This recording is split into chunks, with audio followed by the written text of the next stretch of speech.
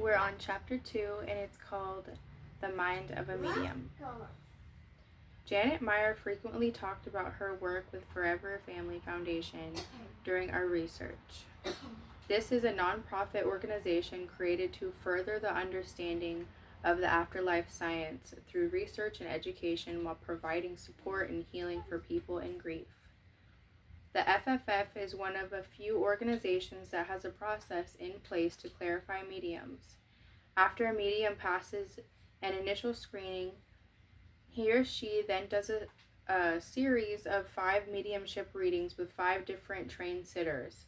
This is not a scientific study with tightly controlled, blinded conditions, but it is a rigorous set of tests that evaluate the accuracy of a medium in situations that resemble how they normally work. I can appreciate this approach as I have found that it is often very difficult for mediums, psychics, and healers to do their thing when the situation is overly controlled, or they are asked to do their work in a way that is significantly different from the way they normally operate. The sitters for these sessions have been trained in the specific procedures used by FFF and have had no prior contact with the mediums being tested. During the reading, the sitter is not allowed to provide any information to the medium except yes or no type of responses to any questions the medium might ask. They can say things like I understand or I don't know, etc. After the reading, the sitter provides a score for each of the pieces of information brought forward by the medium, rating the accuracy and specificity. The scores for all 5 readings are analyzed through several different statistical methods, and only those scoring above a certain level pass the test. This is an intense procedure and result in only very few mediums meeting the criterion. In fact, at the time of this writing, FFF had only certified 27 mediums since beginning the process in 2005. I think only 25 is crazy. Or 27. Janet discussed our experiments with FFF founders Bob and Fran Ginsberg, who invited us to be our guests on their radio show called Science of Life. After the show, we were invited to present our research at their annual conference. At first, I wasn't sure, bless you, I wasn't sure if this was a good career or move or not. Did I really want this listed on my curriculum vitae? I had been entertaining the idea of looking for a faculty position rather than working in the student health center. Frankly, working with mediums and psychics is generally not held in high regard in the academic circles. On the other hand, it sounded fun, and the foundation was offering to pay for my flight and hotel, and the conference was in San Diego, so why not? I had never heard of Forever Family Foundation before this, and wasn't sure what to expect. I expected that there would be about 30 to 50 attendees consisting of people mostly interested in receiving a mediumship reading with minimal interest in the scientific aspects of the work. I quickly found out that my assumptions were entirely inaccurate. The conference had several hundred attendees, was totally professional, and included a range of presenters including some extremely gifted mediums, researchers, and psi investigators. In fact, given my limited knowledge of the field, I felt like the least qualified person to be there speaking on the subject. The first night of the FFF conference featured Kim Russo, host of the television show A Haunting of, doing what's called a gallery reading.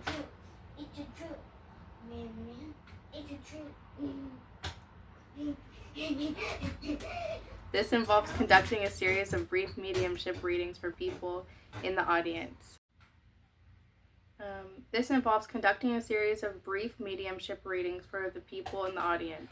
She was impressive and smooth as she identified personal and specific information that she could not have possibly known beforehand. This was the first group reading I'd ever seen, and my skeptical brain was watching carefully for any signs of cold reading techniques. Not that I knew a lot about cold reading, but I am trained as a psychologist.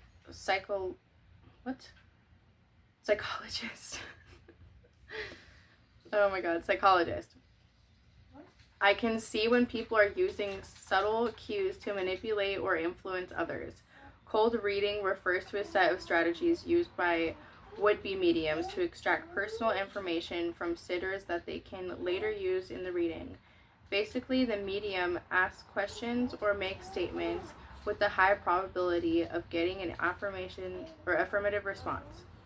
Often this involves making broad statements and using any cues from the sitter based on their age, clothing, or appearance that they might get an affirmative response. This often leads to the sitter providing additional information either verbally or non-verbally, which can be used to guess your way into something that looks and feels like an inaccurate reading. Of course, the implication is that cold reading techniques are used by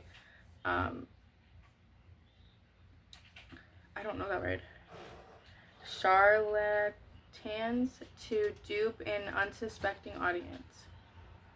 And to be fair, I did observe some of these techniques being used during the weekend, although there may be other implantations besides malicious intent. For instance, it seemed relatively common for a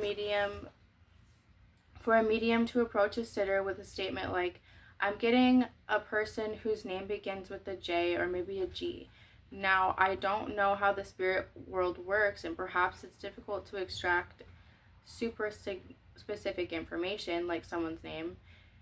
And at the same time, this kind of thing seems like phishing to me and made me a little suspect."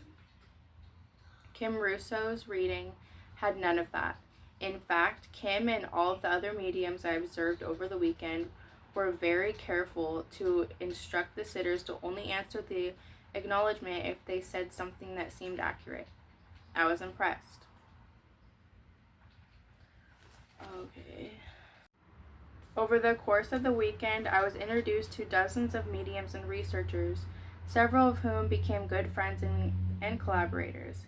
This is where I met best-selling author and medium Laura Lynn Jackson. Janet introduced me to her and insisted that I would love her. She wasn't wrong. Laura is clever, warm, and compassionate, and really funny. She knew of the work I had been doing with Janet and volunteered to have her brain mapped. Because of the schedule for the weekend, we did not have a chance to do the EEG recording until the end of the final day of the conference. We were in a small conference room just off the main ballroom, working at a large table covered with standard hotel tablecloth. There was a fake plant in the corner and nothing on the walls. We decided it would be a good idea to have her conduct a live reading while recording her EEG. Because my mom was alone for the trip, we initially thought that we would use her for the reading. However, as the weekend developed, I had a strong feeling that I should ask Laura to read me instead. The scientist part of me felt uncomfortable about this, as I was supposed to be objective and separate from the subjects. Despite my reservations, I could not ignore my intuition and asked Laura to read for me during the experiment. Boy, am I glad I did. Laura's process of engaging in a reading typically begins with what she describes as the psychic portion, which she perceives in her left visual field. She described it as seeing something called clairvoyance, like on a television screen, where information related to the person will show up. This portion of the reading lasted for approximately 30 minutes, which she later indicated was much longer than typical. While some of the information she provided was somewhat general, much of what she offered was very specific and accurate. Laura told me that she was seeing my core aura as green and suggested that my mission was to keep changing and growing, to be adventurous, and to travel more. She also predicted that there was a move in my semi-near future. She speculated that I may be getting a job offer. In fact, my wife and I had our house on the market, and I had been positioning myself for jobs in several other cities. 1 year after this reading, we moved from Missouri to Oregon, and I started the Neuro Meditation Institute. Laura noted an orange tone on the left of my core aura, which she related to an appreciation of art. She then mentioned music, and specifically a trumpet. I absolutely love music, and I have dabbled with playing guitar and drums. One of my life goals is to be good enough at an instrument to play with a band. Also, the very first instrument I ever played in 5th grade was the trumpet. She told me I would go to Hawaii and then return in 2 or 3 years. She also said that I would work with another medium, maybe Joanne Gerber, and then I would go to New York to continue my scientific investigation of mediums.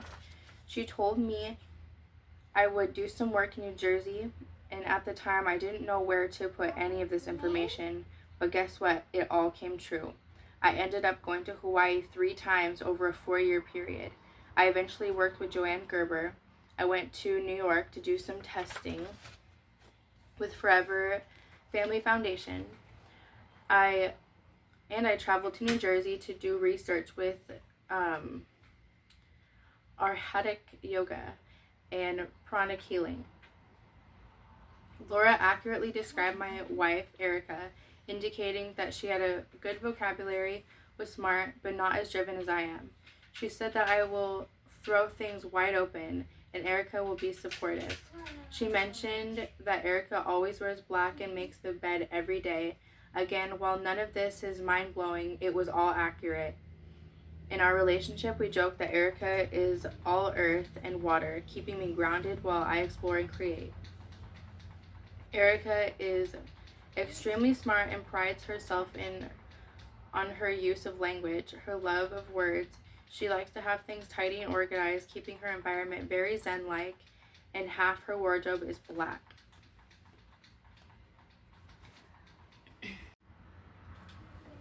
Laura knew I had 2 children. She told me they were a boy and a girl, which was correct. That the girl was the oldest, also correct, and then went on to describe their personalities very accurately, which was interesting because they are very different from each other. Laura went on, giving accurate information about my mother, my father, my grandparents, and my siblings. At some point in the reading, Laura switched to more of a mediumship reading, which she perceives as her right vision field. Laura connected to several relatives and friends of mine who had passed, but the one that really got me was my grandpa, Brunetti. As Laura was tuning in, she said, "What, baby?" "I'm getting a grandfather on your mother's side." "Okay, sure, that's an easy guess given my age. You can bet my grandfather is probably passed." But then she said his name is Giuseppe. What? How in the world could she have known that? Who would just guess the name Giuseppe? My very English last name, Tarrant, offered no hint that I have some Italian heritage. This is the kind of information that is termed evidential, meaning it is precise and specific. While my grandpa was not a great parent, we had a special relationship. He lived on 22 acres in rural Missouri with some woods, a pond stocked with fish, and vegetable garden. He loved it when I would visit and always made me feel special. He would take me fishing or catching crawdads. We would go to the local pub and he would buy me an orange soda, himself a beer, and I would sit and listen to him gossip with other customers. The thing I remember most about him was his huge, ridiculous laugh. He most likely had ADHD and was constantly involved in some kind of crazy idea, looking at ways to entertain himself. He was a prankster and would do things like chase us around the house with his dentures popped out of his mouth, or bring out a block of Limburger cheese and wait for us to gag from the smell. That's kind of funny. Yeah, I don't even know what Limburger cheese is. I once got in trouble in kindergarten for singing a song that he taught me. I got a gal that lives on a hill. She won't do it, but her sister will. To him, this was gold. Okay. Obviously, Laura did not know any of this, but gave a dead accurate description of his sense of humor, stating that he was being inappropriate. She described his joy in gardening and fishing, his career in the army, his joy in fixing things, even though he wasn't very good at it, and his religious beliefs. Laura added, there's something funny about his dentures. She told me that he was happy as hell when he died and figured out he was not really dead.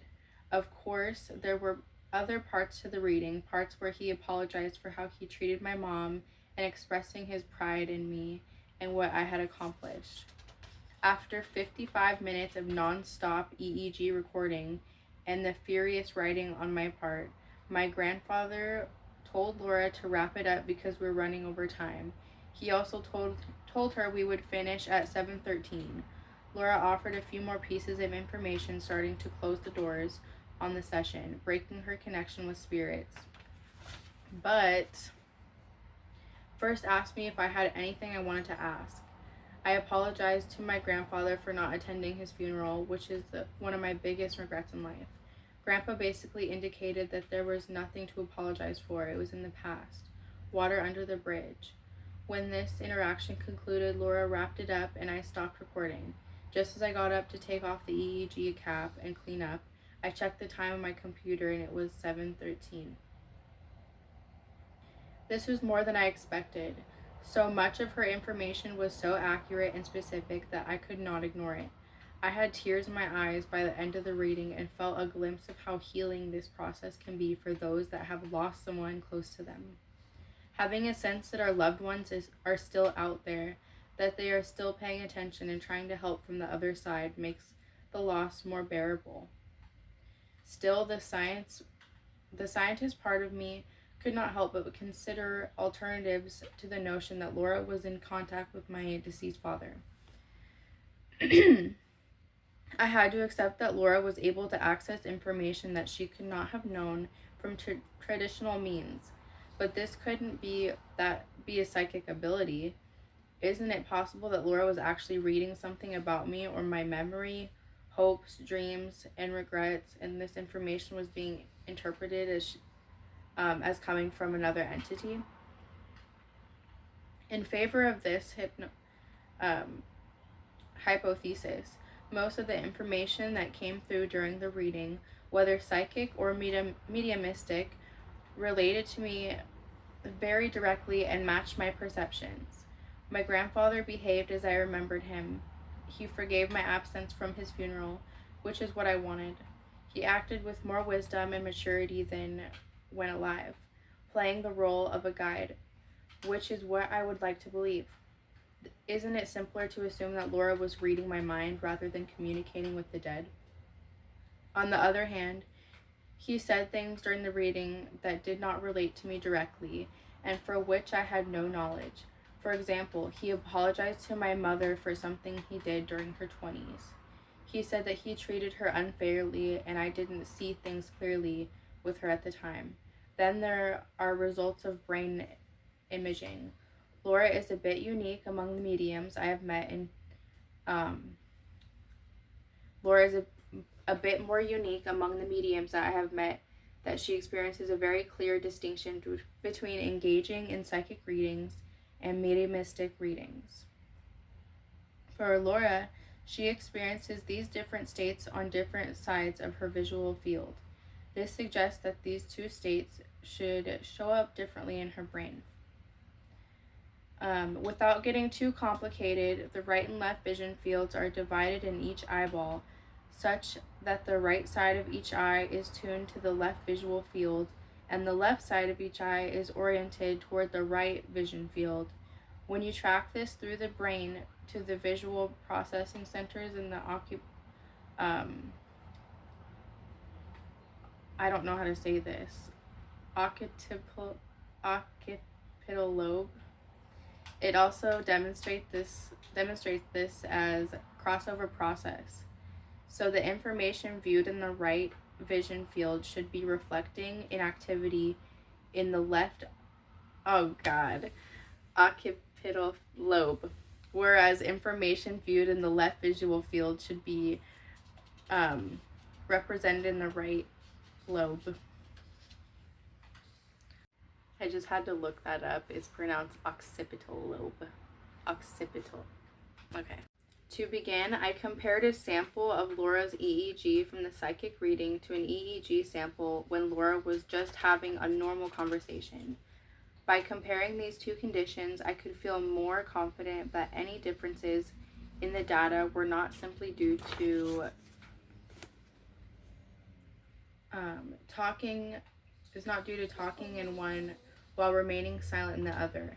Below is a series of brain maps for different brainwave frequencies showing the difference in a brain activity between having a regular conversation and the psychic only portion of the reading. Areas of the brain with darker shading indicate a significant increase of activity during the psychic reading, lighter areas indicating a significant decrease of activity reading or during the psychic reading. So let me read that. So it says areas of the brain with darker shading indicate a significant decrease of activity during the psychic reading. Lighter areas indicate a significant decrease of activity during the psychic reading. During the psychic portion of the reading, Laura's brainwave activity clearly showed increased activation across all EEG bands at the back of the head. Specifically, this activity appears to be leaning toward the right. Clearly, this suggests that Laura is processing visual information differently during a psychic reading than during a normal conversation. Interestingly, the strongest changes occurred on the right side of the occipital lobe, which is connected to the left visual field, exactly what Laura described when explaining her process. This blew my mind.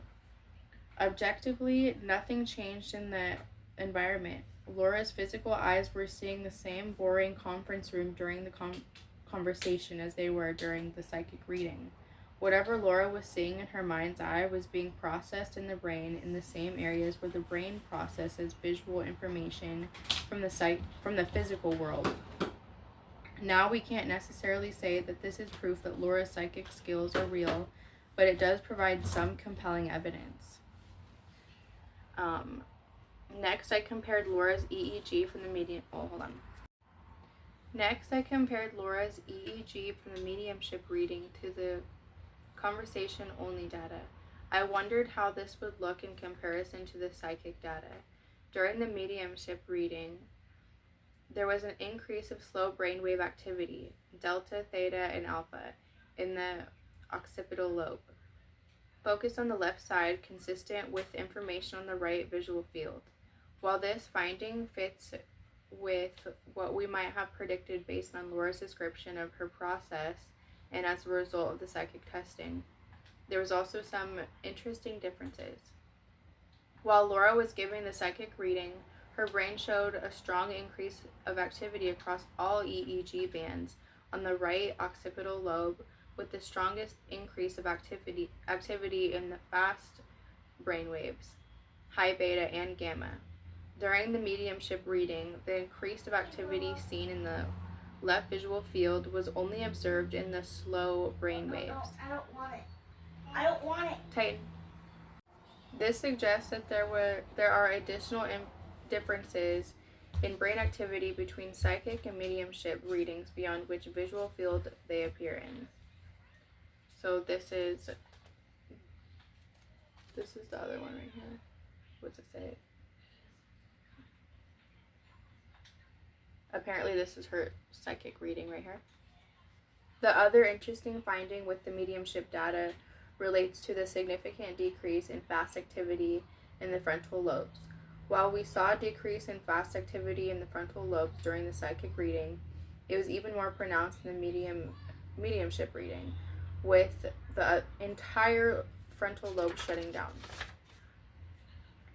While these initial analysis gave me plenty to think about, I wanted to see a direct comparison of the psychic and mediumship readings. Rather than comparing the psychic mediumship recordings to a conversation, I compared them to each other.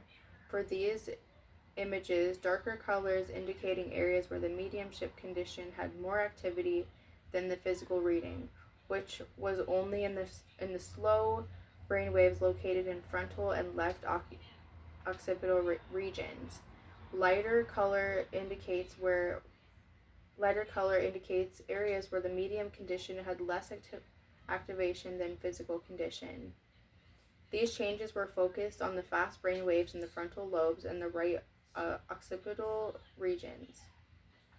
These findings clearly indicate that during a mediumship reading, the brain was significantly less active than during a psychic reading.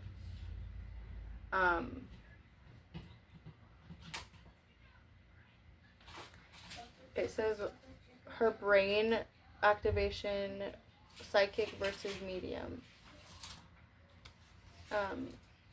When examining brain waves, connectivity between different locations can be measured with a metric called coherence.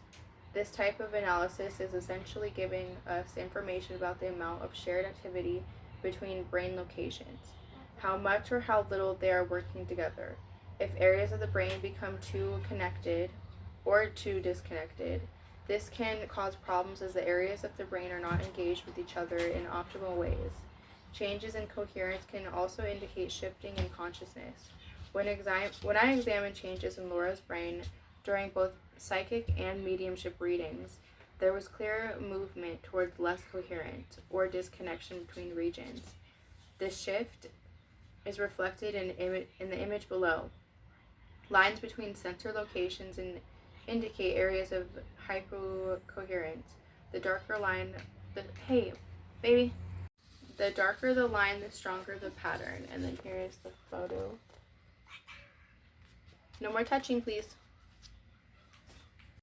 Why would areas of the brain become less connected? Perhaps this tendency is the way that Laura is able to move her ego aside so she can clearly receive information outside of her normal waking state. This idea seems to make sense as typical communication patterns in the brain are likely designed to process information and thoughts to support our day-to-day functioning. Talking to dead people is obviously a bit different and may require the shutting down of those normal communication patterns. Interestingly, research from UCLA may indirectly support this idea. The authors of the study were examining what happens in the brain when we slip into unconsciousness. According to one of the authors, when we lose consciousness, the communication among areas of the brain becomes extremely inefficient, as if suddenly each of the area of the brain become very distant from another. The elephant? Oh. Making it difficult for information to travel from one place to another. Because consciousness is generally understood as being fully alert and aware of the construct of... Yeah, you can say it. Come say it. Many mediums describe the process of receiving information as getting the ego out of the way and becoming less attached to the idea of self. It is a process of letting go. So in addition to increasing or decreasing certain brain waves, it also makes sense that mediums may consciously or unconsciously shift how areas of the brain are communicating or not communicating with each other.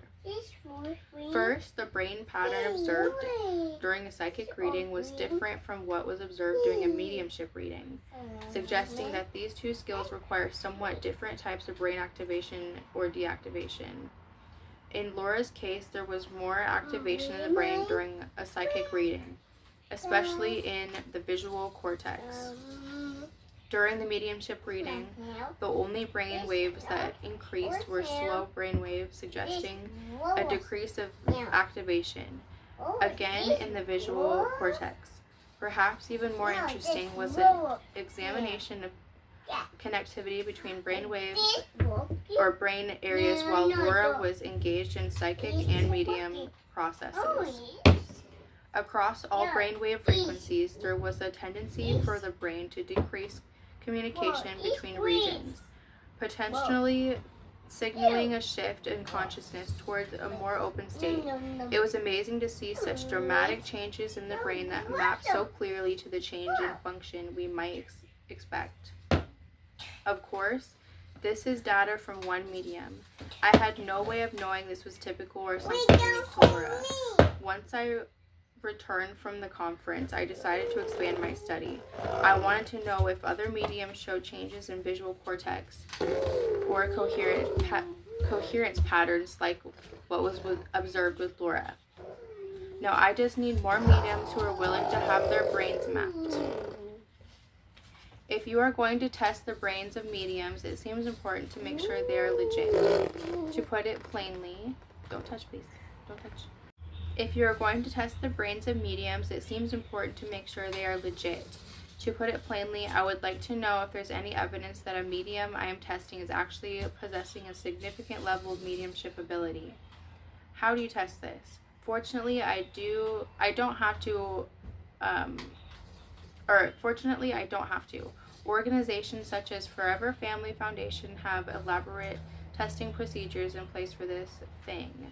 Mediums who can consistently provide evidential readings under semi-controlled conditions with trained sitters, as well as passing all other screening criteria, can be considered certified.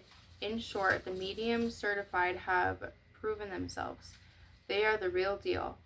These were mediums I was interested in working with. Given that Laura Lynn was certified with FFF and also Windbridge Researcher Center in Arizona, which studies dying, death, and what comes next. I was off to a good start, but I needed a few more participants. I researched out to Bob Ginsberg, the co-founder and vice president of FFF, and discussed my interest. He invited me to several of the FFF certified mediums to his house for a long weekend of mediumship testing. Over the course of 2 days, I was able to work with 3 additional mediums, Joanne Gerber, Angelina Diana, and Rebecca Ann Locicero. I was curious if the data would show any similarities or differences in the brain patterns when they were doing their thing. Specifically, how did their brain patterns look next to Laura's? Did they also show changes in the visual cortex? What about the frontal lobes? Any dramatic shifts in coherence? For each medium, I compared their EEG data while having a regular conversation to their EEG data while giving a mediumship reading. I began by first just looking at the amount of EEG power in each band. In the 4 primary lobes of the brain, frontal, temporal,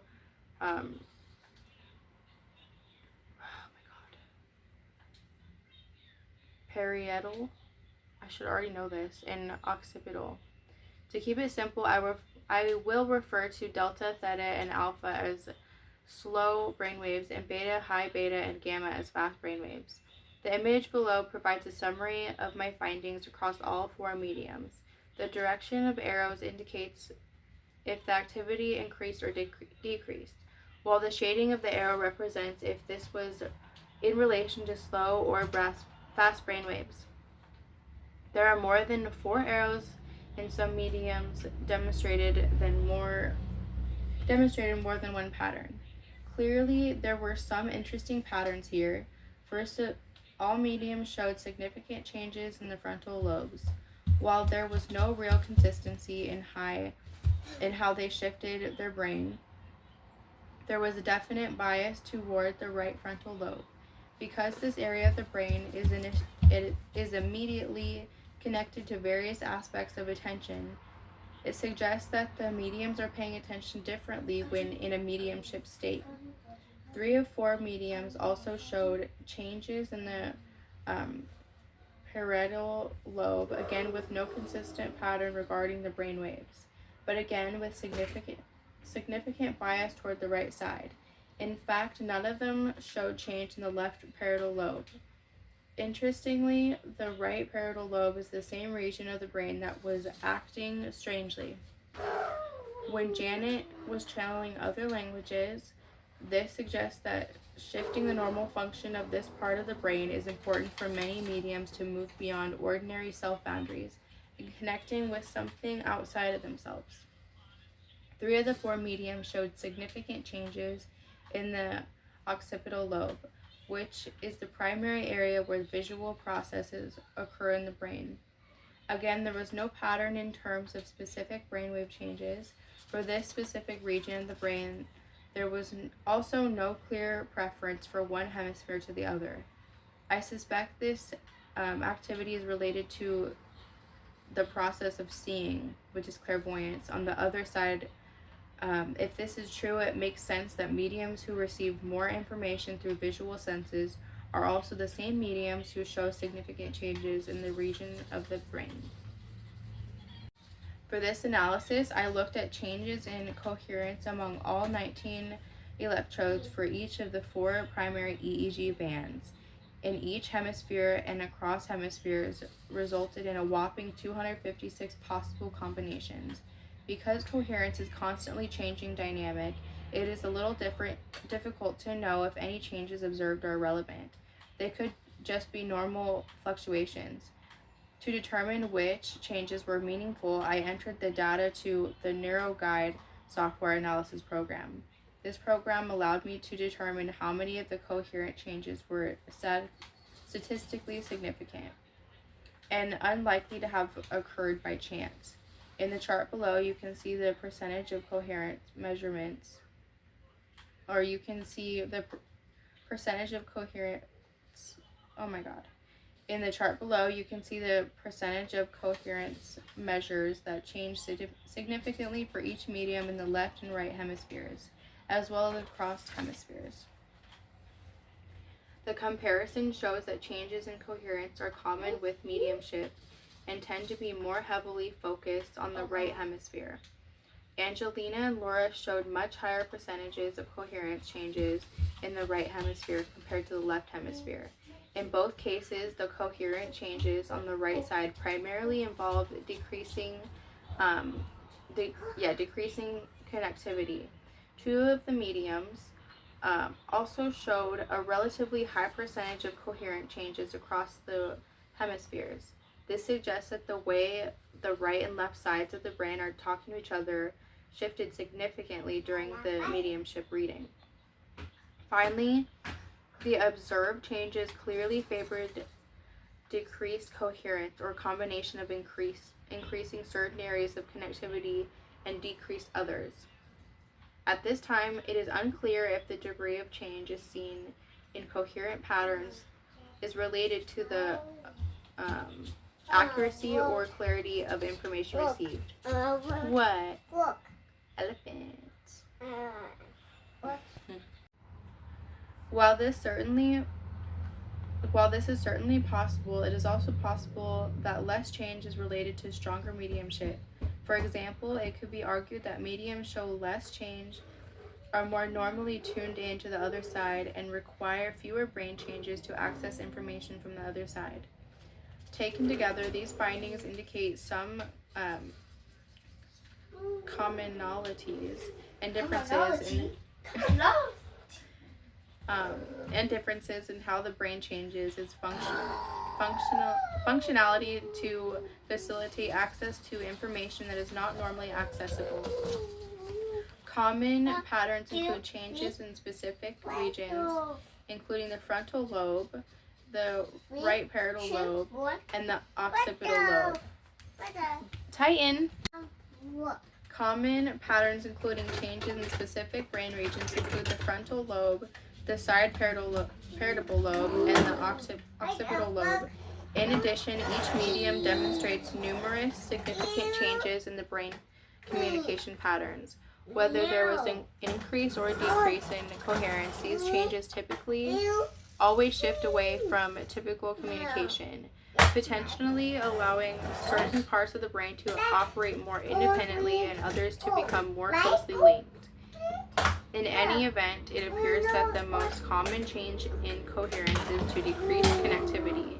As mentioned earlier, I suspect this allows the medium to get out of their normative consciousness to easily break down or let go of the normal way of thinking about themselves and the rest of the world, which is supported by research with psychedelics and meditation. Barnett and colleagues examined changes in functional connectivity in the brain while participants were under the influence of LSD, psilocybin, or low doses of ketamine. With all three medicines, the researchers observed With all three medicines, the researchers observed a general decrease in functional connectivity through the brain. They suggest that this shift in the brain dynamics is related to a breakdown in patterns of functional organization or information flow in the brain. Another study with psychedelics found that the reductions in connectivity with the default mode were linked to experience the ego dissolution, that is, a breakdown in one's sense of self. Increasingly, researchers in the brain on meditation has also found that decreased coherence is a common pattern. In a study examining expert practitioners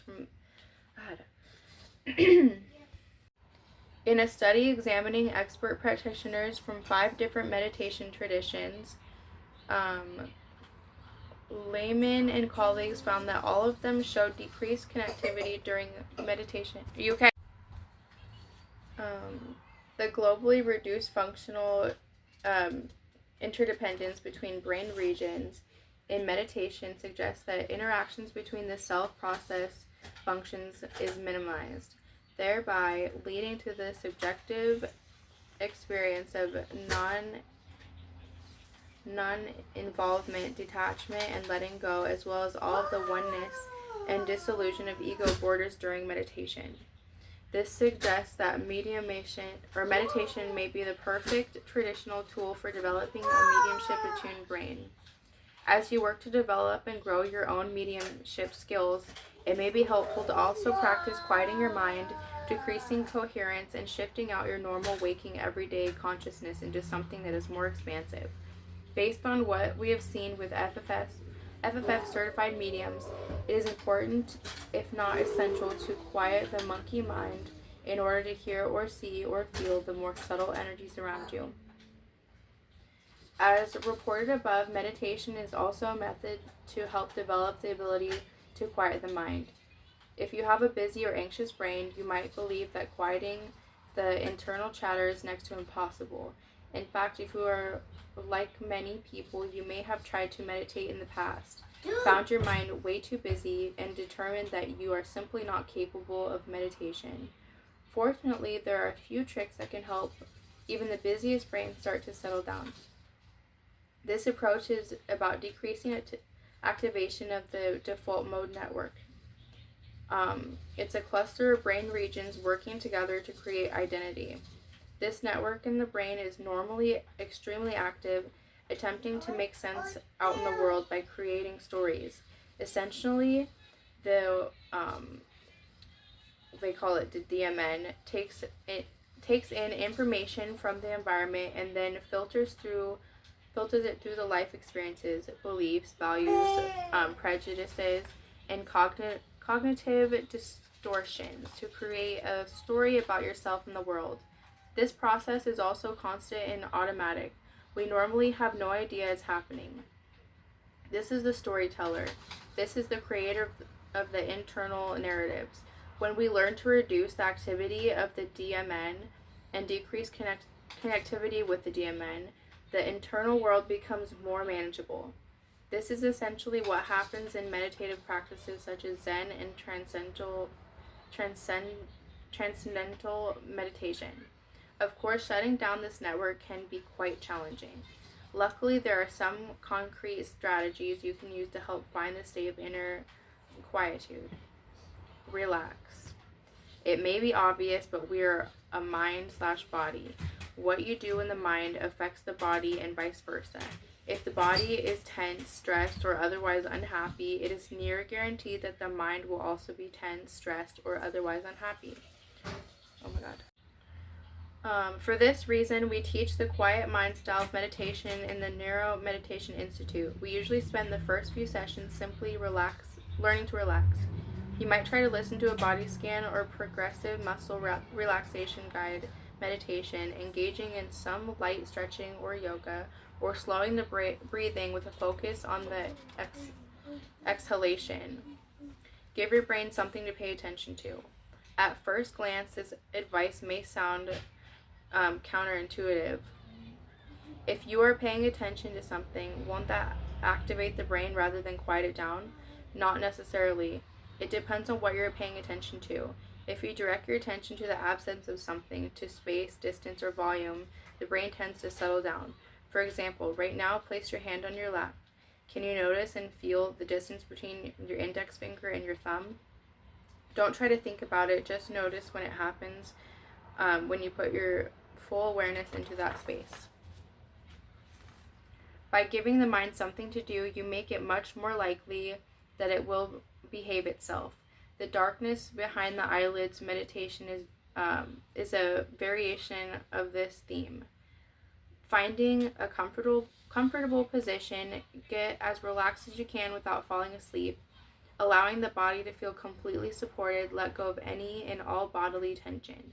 Allow the tongue to relax, allow the eyelids to relax, allow the breathing to become slow, easy, and gentle. Now draw your attention to the darkness behind your eyelids. Allow your mind to become completely absorbed with this vast emptiness. Continue to breathe long and slow. If fleeing images or words move through your mind, simply let them move through without attachment. Breathe into space, allowing it to grow naturally and easily. Rest in this space. Begin with focus. Another approach is based on transcendental meditation practices. Rather than focusing on the absence of something, instructors begin by asking you to put your attention on something like a mantra. The idea is to simply repeat a word or a set of words. This is a focused style of meditation and helps stabilize the mind. As the mind settles, the attention begins to relax. The idea is to allow the mantra to eventually fall away, leaving the mind in a spacious awareness. You begin with attention on one thing and then take away one thing, leaving your attention to no thing. A technique that I like that fits into this category invites you to take turns paying attention to one thing and no thing. Find a comfortable position that helps you feel alert and focused yet relaxed. Spend a few minutes slowing the breath and relaxing the body. When you feel settled, to take a deep breath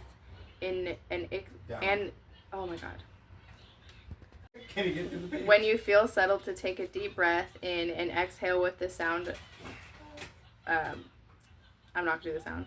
This can be chanted out loud or silently in your mind.